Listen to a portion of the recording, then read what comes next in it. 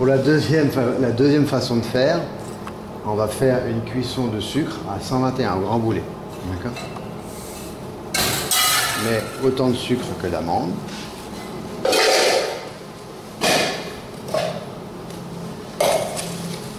L'eau pour faire la cuisson de sucre. Et ici, on mélange donc 125 g d'amandes et 125 g de noisettes, mais non torréfiées.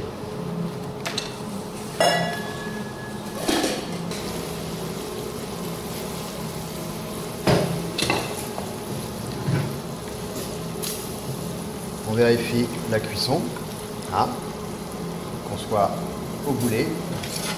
Dès que c'est au boulet, on peut faire grand boulet, on est pas mal. On arrête ici. Au départ, ça va être un petit peu comme la pâte d'amande. On arrête le gaz. Je mélange mes fruits ici, en dehors du gaz. Le gaz est éteint pour faire cristalliser le sucre autour des fruits, comme on a pu faire. Voilà.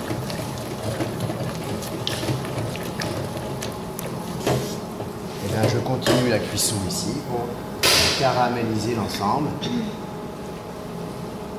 et torréfier mes fruits à cœur. Vous voyez, c'est bien sablé autour. Et bien, on va continuer le mélange ici. Jusqu'à ce que le fruit soit torréfié à cœur. Donc vous entendez là les fruits, ça chante un petit peu, c'est que ça commence à venir, donc il faut être vigilant. Bien que l'ensemble soit bien caramélisé.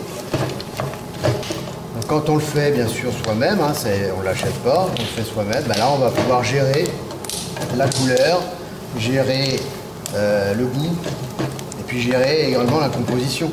Plus de noisettes, moins de noisettes, plus d'amandes, ou autre chose. Donc ça, c'est ça qui est intéressant de le faire soi-même. Sinon, vous avez un produit standard qui s'achète. Pas peur d'insister un petit peu. On regarde bien sûr la couleur du fruit.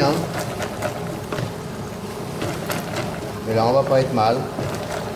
On va avoir un praliné un petit peu sucré, un petit peu amer au niveau de la cuisson. On est bien.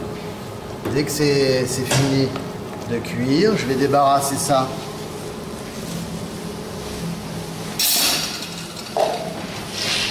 sur un cile-pâte ici pour faire refroidir.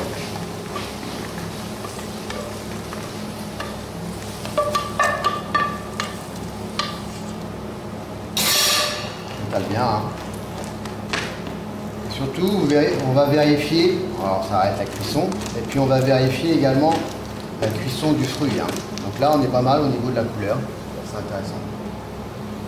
Au niveau de la cuisson du fruit.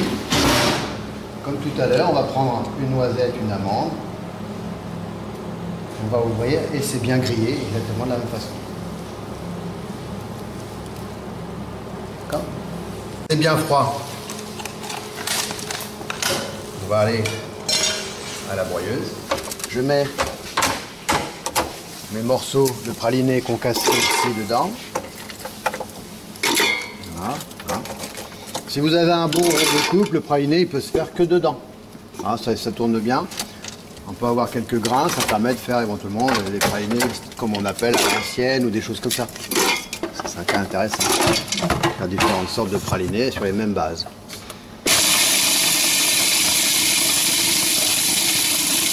On va faire une poudre. Et comme hier, ça va chauffer, l'huile va se mélanger avec la partie sèche, le sucre, etc. Et c'est ça qui va donner le praliné. Et si j'insiste, ça va faire la pâte pralinée. Voilà, on voit que ça commence à s'épaissir sur le fond, là où il y a les couteaux. C'est pour ça qu'il ne faut pas avoir trop de petite quantité.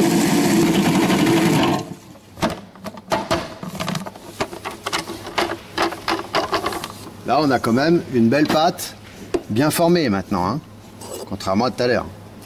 D'accord? Donc vous voyez, à la machine, au robot coupe, c'est jouable. Par contre, c'est quand même encore un petit peu granuleux. Donc nous, comme on a un broyeur, on va pouvoir affiner cette pâte au broyeur. Un peu granuleuse, si je veux l'affiner, l'affiner, je la mets là comme hier. C'est bien pâteux quand même, il n'y a pas de problème, c'est bien... On voit que c'est quand même huileux un petit peu. on y va. C'est parti. Et là c'est comme hier, hein. On voit, vous voyez, les grains se forment. Donc là on va accentuer, le mélange, on va affiner les grains, et plus les grains vont être petits, ça est toujours granuleux, hein. Mais les grains sont de plus en plus petits et donc imperceptibles. Ah, on ne les sent plus à la dégustation. Et ça va s'affiner. La graisse, ça va réchauffer, la graisse va ressortir et ça va finir le mélange avec la partie sèche. Voilà, et on a une bonne pâte de praline. Bien sûr, on peut prendre des amandes plus grasses, hein, ça on peut faire des... Voilà, ça va dépendre un petit peu de ce qu'on a. Hein. On peut faire ce qu'on veut.